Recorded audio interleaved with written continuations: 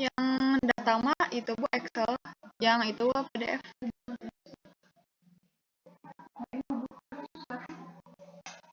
Terus diketik lagi Bu. Boleh.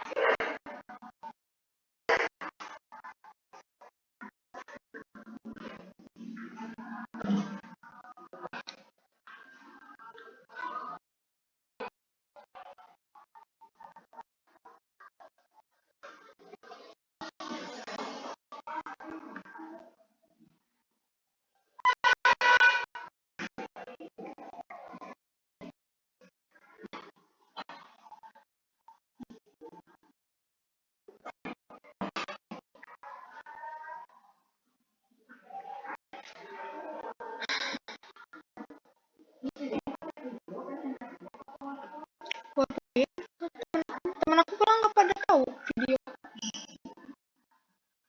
Saya udah nanya ke Bu itu, udah nanya ke Bu di.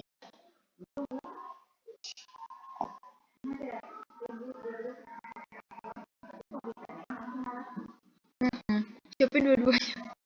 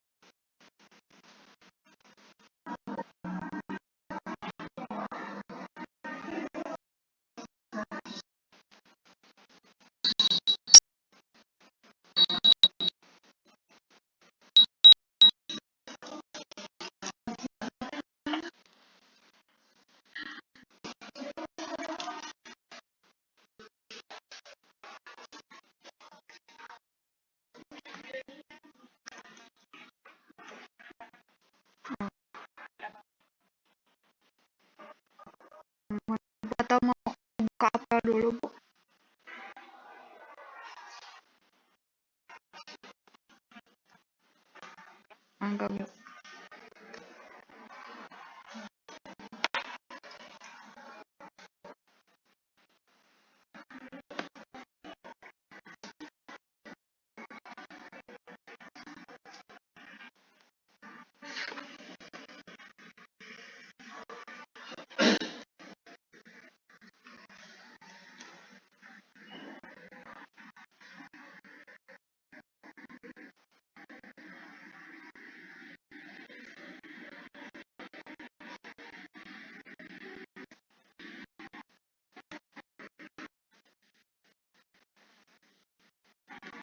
Ada.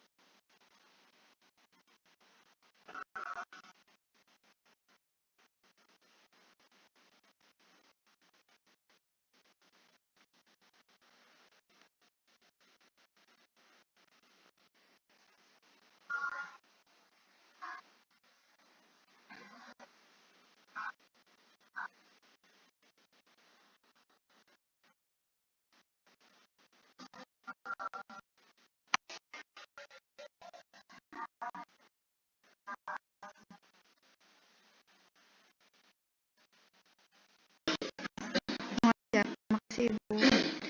Izin share saya, Bapak Ibu.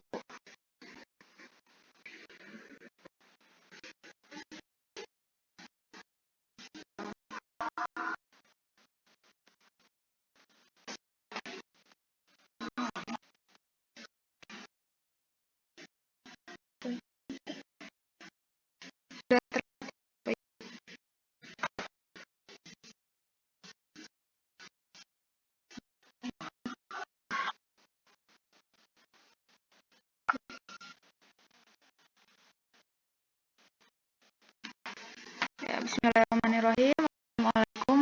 warahmatullahi wabarakatuh. Yang terhormat Ibu Sekretaris Dinas Sosial Kabupaten Garut, yang saya hormati para Kepala Dinas Sosial Kabupaten Garut, yang saya hormati Kepala Seksi di lingkungan Dinas Sosial Kabupaten Garut, serta rekan-rekan pegawai Dinas Sosial Kabupaten Garut. Mohon izin, perkenalkan nama saya Brian Budi Utami.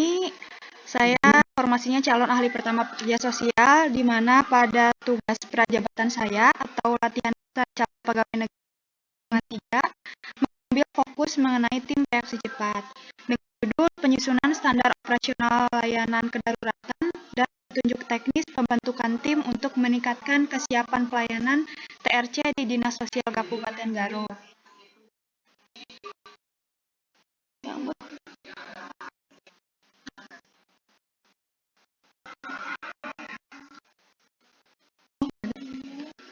Bentar.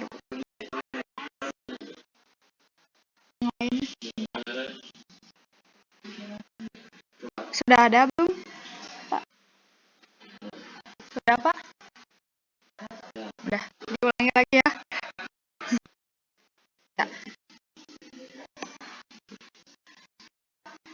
Ini untuk tugas prajabatan saya sebagai salah satu kewajiban saya untuk mencapai pegawai negeri sipil. Saya telah menyelesaikan susunan SOP ini, di mana mengenai tim reaksi cepat ini yaitu dengan kelompok orang yang bertugas melaksanakan penanggulangan kedaruratan di bidang sosial dalam rangka menunjang tugas Dinas Sosial Kabupaten Garut dalam penyelenggaraan kesejahteraan sosial, di mana tugas pokok tim TRC tersebut yaitu untuk melakukan evakuasi ODGJ serta pemerlu pelayanan kesejahteraan sosial lainnya yang menuntut untuk segera ditangani.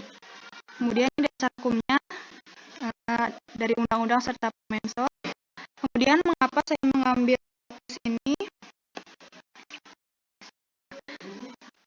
Untuk rehabilitasi sosial berdasarkan Permenkes nomor 16 tahun 2019 bahwa pemerintah daerah kabupaten tersebut wajib untuk melaksanakan fungsi sosial rehabilitasi sosial dasar, di mana pelaksanaannya itu di luar panti, yaitu dilaksanakan pada keluarga dan masyarakat, serta keberadaan rumah singgah dengan waktu maksimal itu 7 hari.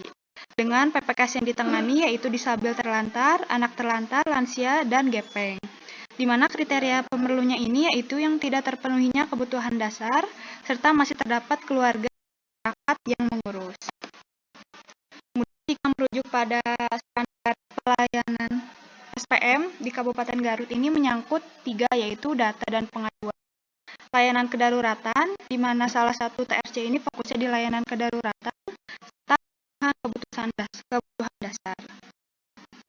Kemudian TRC itu sendiri mendukung upaya rehabilitasi sosial dengan penganggarannya itu di program rehabilitasi sosial, kegiatan rehabilitasi sosial dasar anak terlantar, lanjut usia terlantar, gelandangan pengemis pada sub pelayanan kedaruratan. Kemudian upayanya itu sudah dalam bentuk putusan kepala dinas, di mana lampiran ini memuat tata cara pengangkatan dan pemberhentian, memuat pembentukan. Ini salah satu tabel timeline pembentukannya, yaitu dimulai dengan pengumuman pendaftaran, kemudian penerimaan berkas, pemeriksaan, seleksi administrasi, wawancara, dan pengumuman hasil seleksi, di mana hasilnya nanti akan disahkan berupa penandatanganan kontrak kerja terhadap personil dari TRC, serta komitmen untuk melaksanakan tugas. Kemudian berhentinya ini dapat dibagi menjadi 2, yaitu dapat secara hormat dan tidak hormat, sebagaimana tercantum bahwa pemberhentian dengan itu apabila personel tersebut meninggal dunia, sakit, atas permintaan sendiri, dan berakhir masa keanggotaannya. Kemudian dengan tidak hormat, apabila dijatuhi pidana, tidak melaksanakan tugas, berbuat asusila, menyalahgunakan kewenangan. Kemudian yang memiliki kewenangan untuk melakukan pengangkatan dan pemberhentian itu yaitu kepala dinas, di mana personil berdasarkan keputusan dari kepala dinas. Kemudian ini merupakan alur pelayanan dari tim reaksi cepat, yaitu melalui penjangkauan, di mana Dinas Sosial atau Social Center menerima pengaduan mengenai PPKS, kemudian ada penugasan TRC untuk melakukan penjangkauan ke lokasi, kemudian TRC melaksanakan tugas, berkoordinasi dengan kewilayahan dan PSKS setempat, Kemudian TRC melakukan penyangkauan untuk dibawa ke social center, kemudian pelaporan sehingga nanti hasil dari penyangkauan tersebut diserahkan kepada pekerja sosial untuk keberlanjutan penanganan. Kemudian ada mengenai penerimaan pengaduan PPKS, di mana pengaduan tersebut direncanakan dapat dilakukan secara langsung, yaitu dengan orang-orang yang bisa datang ke social center maupun melalui hotline service berupa media sosial ataupun WhatsApp, di mana nanti laporan diterima, kemudian diidentifikasi oleh seksi dan kepala bidang, kemudian penyampaian hasil pemeriksaan, dan nanti hasilnya itu pelapor menerima informasi mengenai pengaduan yang dia sampaikan. Kemudian yang ketiga mengenai reintegrasi atau reunifikasi, yaitu pengembalian PPKS ke masyarakat dan keluarga. Yang pertama yaitu dilakukan persiapan dokumen oleh pekerja sosial berupa case record atau laporan sosial, kemudian pemeriksaan dokumen bagi PPKS yang akan direunifikasi oleh kepala bidang, kemudian penugasan kepada pekerja sosial dan TRC untuk melakukan reunifikasi dan reintegrasi, kemudian dilanjutkan dengan persiapan keluarga pengganti dari PPKS, kemudian pelaksanaan reintegrasi, dan yang terakhir adalah penyerahan laporan. Kemudian yang keempat itu rujukan PPKS. Yang pertama yaitu rencana rujukan yang dilakukan oleh pekerja sosial berupa laporan, kemudian pemeriksaan oleh kepala bidang, kemudian ditugaskan ke pekerja sosial dan TRC, kemudian persiapan dokumen rujukan, penyerahan PPKS kepada unit layanan. Di sini unit layanan ini dapat berarti balai di bawah Kementerian Sosial, panti sosial di bawah provinsi, ataupun lembaga kesejahteraan sosial yayasan atau swasta. Kemudian diakhiri dengan penyerahan laporan hasil kepada kepala bidang rehabilitasi sosial. Kemudian yang terakhir yaitu mengenai penerimaan PPKS rumah singgah. Yang pertama PPKS datang ke social center, di mana PPKS ini dapat berupa hasil dari rujukan dari instansi lain, ataupun dari kewilayahan, ataupun masyarakat. Kemudian dilakukan pemeriksaan awal kelengkapan berkas berupa administrasi penduduk klien jika ada, apabila tidak ada bisa administrasi penduduk pelapor. Kemudian diinput identitas PPKS oleh layanan data dan pengaduan, kemudian disusun berita acara serah terima, kemudian penyerahan, serta yang terakhir yaitu penandatanganan berita acara serah terima PPKS oleh kedua belah pihak. Mungkin sekian informasi yang dapat saya kasih atas kesempatan yang telah diberikan. Semoga dokumen saya ini dapat berguna untuk meningkatkan kesiapan dalam pelayanan kesejahteraan sosial, terutama untuk layanan kedaruratan TRC 2022. Kemudian saya mohon untuk dukungan, arahan, dan masukan untuk perbaikan dokumen ini, baik secara substansi maupun mekanisme penulisan, sehingga dokumen yang diciptakan akan menyempurnakan dokumen setelah saya susun ini. Terima kasih atas waktunya. Wassalamualaikum warahmatullahi wabarakatuh.